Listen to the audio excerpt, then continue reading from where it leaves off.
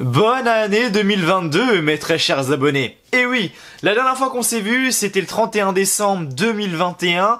Donc depuis le début de l'année, je n'ai pas fait de vidéo. Donc je vous souhaite dès maintenant une très bonne année 2022. Meilleurs vœux, bref, on vous l'a dit, on vous l'a répété. Mais vraiment, je vous souhaite, comme je le dis, à chaque fin de vidéo, que du bonheur, que des bonnes choses. Et j'espère que cette année 2022 sera vraiment bénéfique pour vous. Pendant la trêve hivernale, personnellement, j'ai fait 3 vidéos qui vous ont énormément plu. C'était un concept assez différent, ça vous a pas mal plu. Voilà, je réfléchis un petit peu à ce que je peux faire dans le futur pour la chaîne, mais en tout cas, là, ça y est, on est reparti. Deuxième partie de saison, et quoi de mieux que de commencer l'année 2022 sur cette chaîne par un débrief de Lyon PSG. Bah, y a pas mieux, parce qu'il s'en est passé des choses. Oh putain, qu'est-ce qu'il s'en est passé des choses. Certes, le match s'est terminé sur un 1-1, c'était loin d'être un match spectaculaire.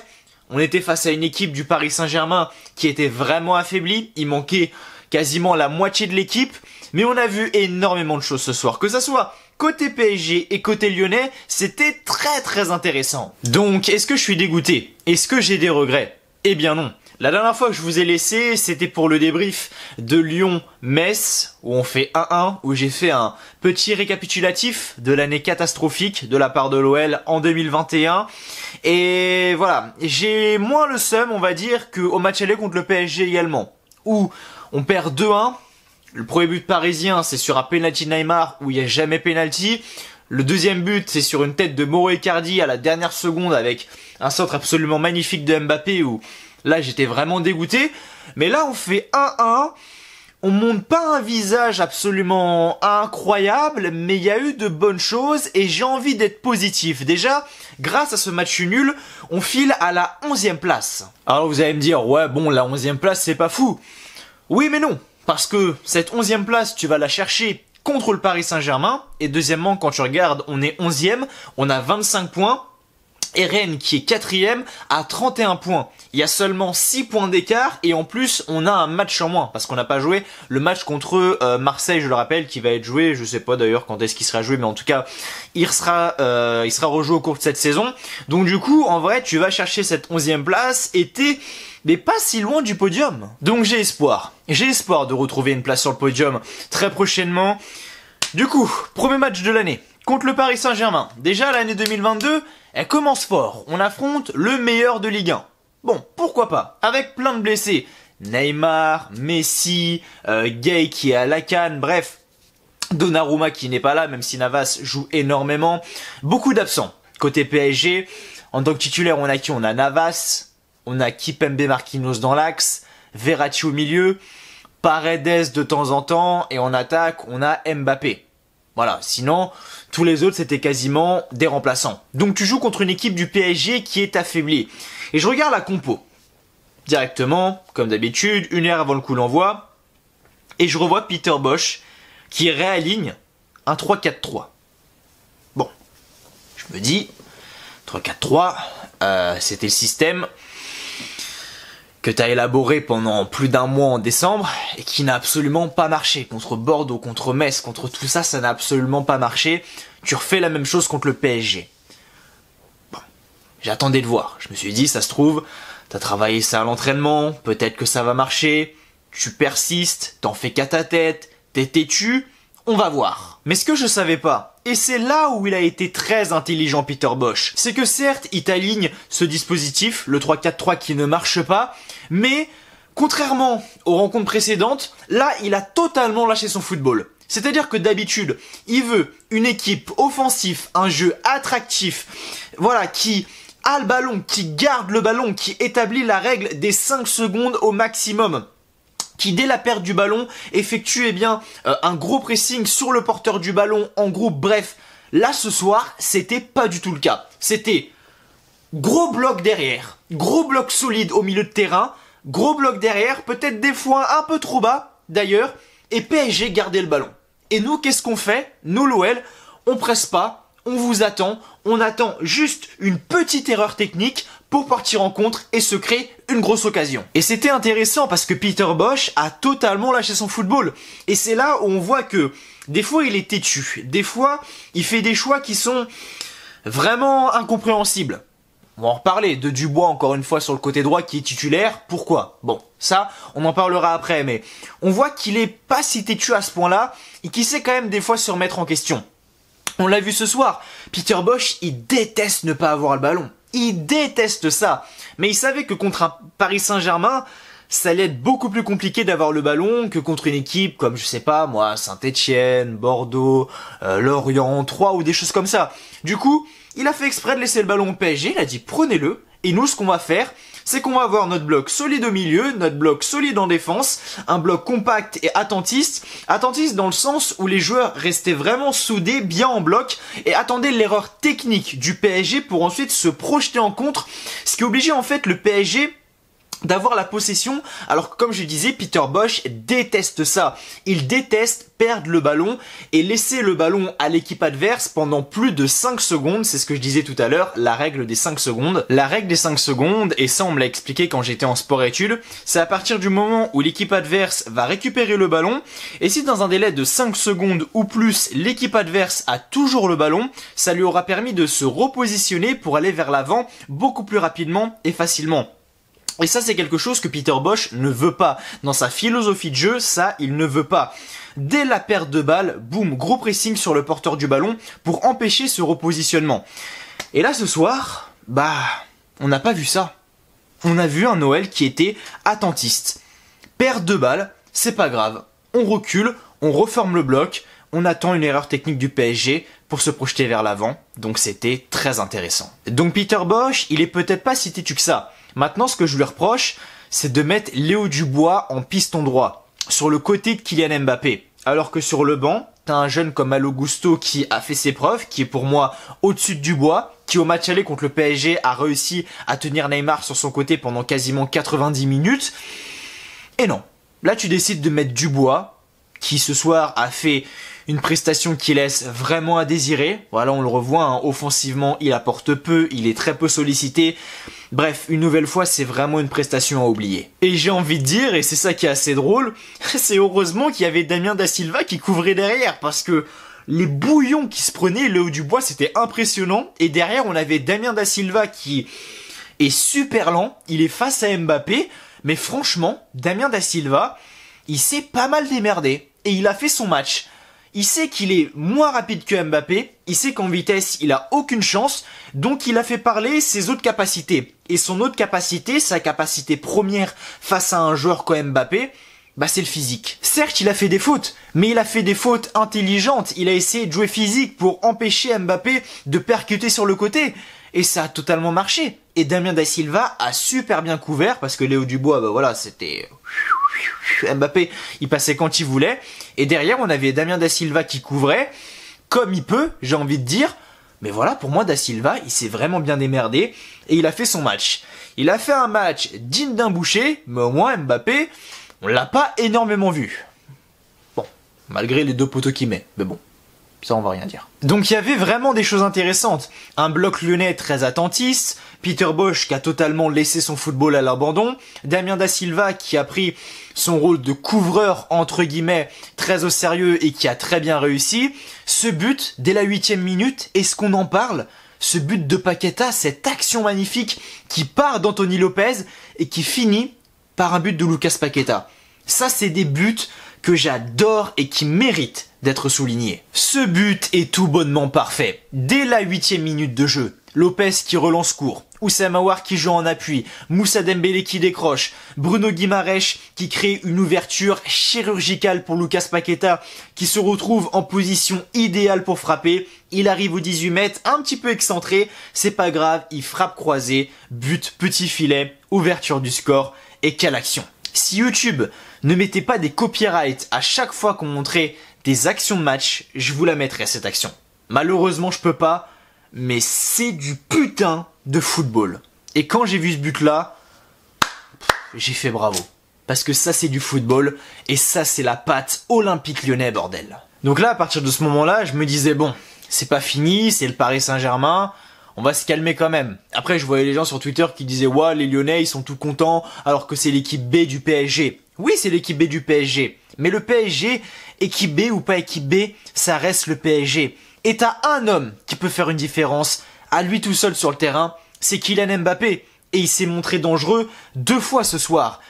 Et on est passé à ça qui met un doublé. La première fois où il se montre dangereux, c'est au moment où il récupère le ballon dans la surface de réparation, aux alentours du point de pénalty, il est face à Jérôme Boateng, et là il a 2 solutions, Mbappé. Soit prendre Jérôme Boateng de vitesse sur le côté gauche, mais il était dans la surface donc il n'y avait pas énormément d'espace, soit de se remettre sur son pied droit, enrouler et essayer de marquer. Il a choisi la deuxième option. Il enroule, il frappe, Lopez ne touche pas le ballon et ça tape le poteau. C'est arrivé juste avant la mi-temps, j'avoue j'ai eu une goutte. Et ensuite la deuxième fois où il s'est montré très dangereux, c'était vers je pense la 70e minute, 75e dans ces eaux-là. On a un coup franc, Mbappé qui est très excentré, il fait une frappe magnifique, un magnifique enroulé, Lopez est totalement battu, il regarde le ballon comme ça, passé, ça tape le poteau, ça sort.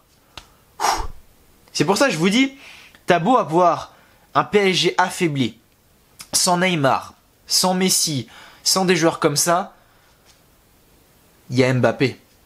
Et Mbappé, à lui seul, il peut te retourner un match. Moi je vous le dis, à l'heure actuelle, Mbappé me fait plus peur que Messi ou Neymar. Messi a beau être le meilleur joueur du monde. Bon, cette année, depuis le début de la saison, il le prouve pas, mais voilà, historiquement, c'est le meilleur joueur du monde. Neymar, qui était à son prime, qui était un des meilleurs joueurs du monde il y a quelques années maintenant.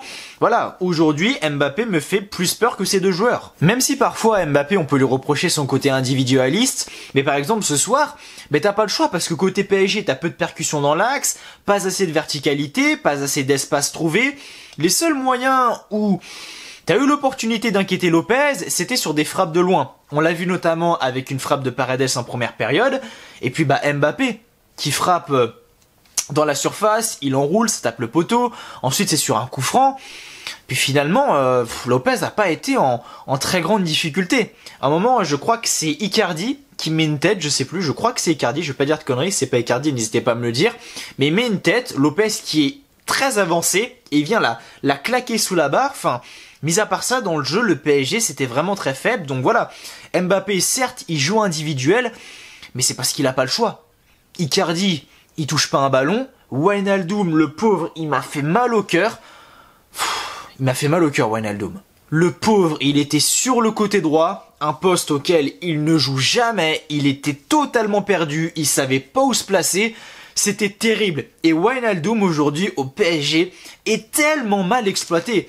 Quand on voit les prestations qu'il fait du coup aux Pays-Bas et les prestations qu'il fait au Paris Saint-Germain comme ça dans un poste où il n'a quasiment jamais joué, mais ça me fait mal au cœur parce que Wijnaldum c'est vraiment un super joueur. Et quand je l'ai vu hier, le pauvre, t'avais Mbappé sur le côté gauche qui déroulait, qui se démerdait comme il pouvait. Icardi qui a touché 3 ballons dans le match, miskin. Et t'avais Wijnaldum sur le côté droit qui a été fantomatique, qui savait pas où se placer. Vraiment, il m'a fait mal au cœur. Bon, tant mieux pour l'OL, mais pour un joueur comme Wijnaldum, franchement, ça me fait chier pour lui. En parlant de joueurs un peu trop individualistes, je parlais de Mbappé, là on va parler de Ryan Cherki. Ryan Cherki, c'est un très bon joueur. On l'a vu hier soir encore une fois. Il fait une entrée où il arrive à mettre la défense du PSG en difficulté. Il arrive à se créer ses occasions. Et je précise bien ses occasions.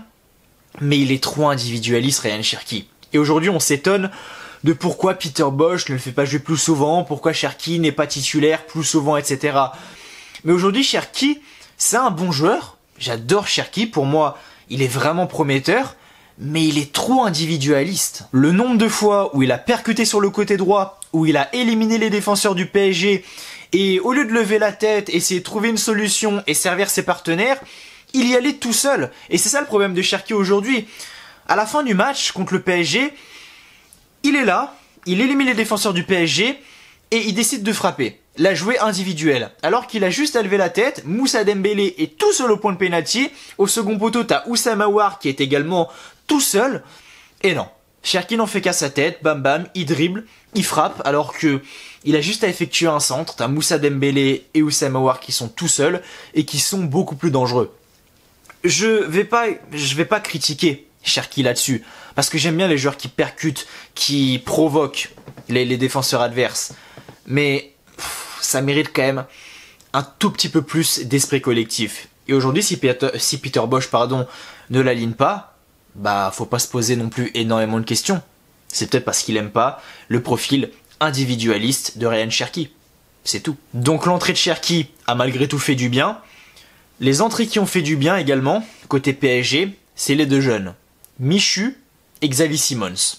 Ces deux jeunes-là, tu peux rien leur reprocher. Ils avaient envie de jouer au ballon. Ils avaient une envie de fou.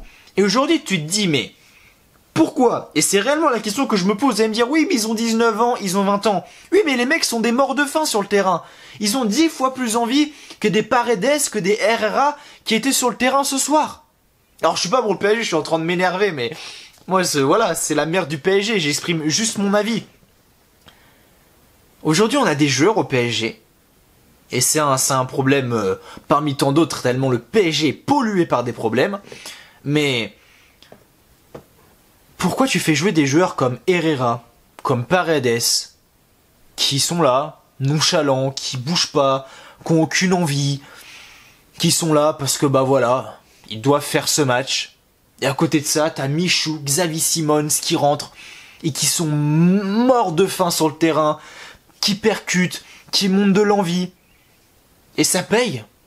Parce que voilà, le but qu'on prend, bon toujours dans les 15 dernières minutes, notre malédiction elle est toujours pas brisée, prendre d'un but dans les 15 dernières minutes à l'OL, ça c'est toujours d'actualité, 2022 ou pas, voilà, ça c'est toujours d'actualité. Michu qui centre, ses récupérations de Thilo Kehrer, alors personne n'a touché le ballon. Ça déjà c'est un exploit, je me demande comment c'est possible, mais personne n'a touché le ballon, c'est vraiment fou. Et on a Thilo Kehrer qui récupère le ballon, qui contrôle, qui frappe et bute. Et c'est un but quand même qui est un petit peu amer. C'est amer parce que c'est une frappe qui est toute molle. On a Emerson qui se jette devant Thilo Kehrer pour arrêter le ballon. Et on a Anthony Lopez qui s'attend à recevoir une grosse menace. Du coup, il anticipe, il se couche assez rapidement. Et finalement, c'est un ballon tout mou là. Et Thilo Kehrer qui marque. Égalisation du PSG, un partout sur un centre de Michu. Les jeunes du PSG ont pris la relève de ce match, on dirait. Donc voilà, un partout, but pour le PSG. Cette entrée des jeunes du PSG a été vraiment gratifiant pour eux. Et voilà. Nous, notre malédiction de prendre un but dans les 15 dernières minutes et perdre des points inutilement dans les 15 dernières minutes à chaque putain de match, bah ça a pas bougé. En 2021, c'était l'hécatombe. En 2022, pour l'instant, ça a toujours pas bougé. Bon, on verra. Je vais pas m'enflammer trop vite, même si on sait que c'est pas parce que c'est un changement d'année que ça va changer. Maintenant, comme je le disais au début de la vidéo, voilà, on est 11e à seulement 6 points du 4e qui est Rennes. On a encore une place d'aller sur le podium. Si on fait une bonne deuxième partie de saison, Peter Bosz l'a promis. Voilà, il a toujours dit qu'on serait jamais à la 13e ou à la 11e ou à la 10e place à la fin du championnat. Donc j'attends de voir. Mais si tu joues tous les matchs comme tu as joué ce soir, mais jamais t'es 13e et jamais t'es 11e, t'es sur le podium. Fois 1000 t'es sur le podium. Certes, c'était une équipe du PSG qui était vraiment affaiblie. Il manquait énormément de joueurs, mais il y avait énormément d'envie. Un collectif lyonnais qui était vraiment très bon. Bruno Guimaraes, masterclass. Bruno Guimaraes, il a eu un petit coup de mou pendant une petite année. Et puis finalement, cette année, il fait une saison absolument magnifique. Pour moi, le meilleur joueur depuis le début de la saison avec Anthony Lopez. Je mets pas Paqueta dedans parce que Paqueta, il a fait un très bon début de saison et puis ces 2 derniers mois étaient plus compliqués. Maxence Cacré, hier soir, qui a fait un très bon match, alors que comme je lui disais, Cacré, depuis le début de la saison, c'était un peu l'ombre de lui-même. Et là, ce soir, il a été vraiment très bon à la récupération, très bon au duel, très bon dans la relance. Franchement, Cacré, rien à dire. Et j'aime voir ce Cacré-là, j'aime voir ce Bruno Guimaraes-là, j'aime voir ce Lucas Paqueta-là, j'aime voir cette équipe de l'OL. Il y a eu de très bons joueurs ce soir sur la pelouse, il y a eu des joueurs qui ont été un peu plus en difficulté. Les 2 joueurs qui m'ont vraiment marqué, c'est Léo Dubois et le deuxième, putain je l'ai oublié alors que j'avais son nom et j'avais sa tête en gros plan là. Voilà, Moussa Dembélé. Voilà, Moussa Dembélé, Léo Dubois, ça a été très compliqué, mais après Lopez, ça a été solide. Voilà, franchement, jeu au pied Lopez, franchement pas mal. Loukeba, petit jeune. Le mec a un sang-froid, une sérénité incroyable. Jérôme Boateng, patron de la défense. Damien Da Silva qui s'est démerdé comme il a pu. et il a fait un match solide. Léo Dubois, n'en parlons pas. Maxence Cacré solide, Guimarães solide, Paqueta solide, Aouar qui a été très bon quand même, il a réussi à se projeter vers l'avant assez rapidement de nombreuses fois. Malheureusement Oussem Aouar, dès qu'il arrive dans la surface et qu'il faut finir, bah c'est un peu compliqué. Mais en tout cas voilà, Moussa Dembélé c'était plus compliqué également, mais voilà, j'ai vu quand même un Noël avec un beau visage ce soir et je suis fier de ce que j'ai vu et j'espère que ça va continuer pour la suite de la saison. Voilà, j'en perds mes mots, mais voilà, pour la suite de la saison, je veux un Noël qui joue comme ça, et je crois encore au podium, bordel de merde. Voilà les amis, c'était tout pour ce débrief de Lyon-Paris Saint-Germain, qui s'est terminé sur le score de 1-1. J'espère que cette vidéo vous aura plu, ce débrief vous a plu, n'hésitez pas à me donner votre avis par commentaire, ça m'intéresse énormément. Avant de partir, n'oubliez pas le petit like, qui fait toujours extrêmement plaisir, n'oubliez pas également de vous abonner pour me soutenir, et si vous aimez ce que vous voyez, lors de la trêve hivernale, sur mon compte Instagram, j'avais dit que j'allais poster 4 vidéos lors de la trêve hivernale. Et finalement, pour le moment, j'en ai posté que 3, parce que la dernière me prend énormément de temps. Il y a un gros travail d'écriture, il y a un gros montage également qui s'annonce. Pour le moment, j'ai toujours pas terminé l'écriture, je suis sur la fin. Donc cette vidéo devrait arriver, je pense, courant de semaine. Voilà, au cours de cette semaine. Si je me démerde pas trop mal, je fais tout pour la faire le plus rapidement possible, mais également la faire de la plus qualitative possible, de la meilleure qualité possible pour vous faire un rendu vraiment très propre, et je pense que c'est l'une des meilleures vidéos depuis le début de la chaîne. C'est un peu dans le même style de montage que les 3 que j'ai fait pendant la trêve hivernale, celle sur Mbappé, celle sur Newcastle et celle sur Hugo Ekitike.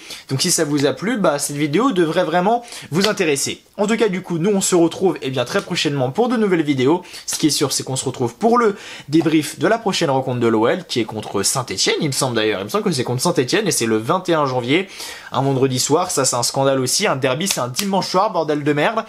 Bref, merci à vous d'avoir regardé. On se retrouve très rapidement sur la chaîne. Je vous souhaite comme toujours que du bonheur, que des bonnes choses. Portez-vous bien et merci à vous d'avoir regardé cette vidéo. Allez, ciao, bye bye.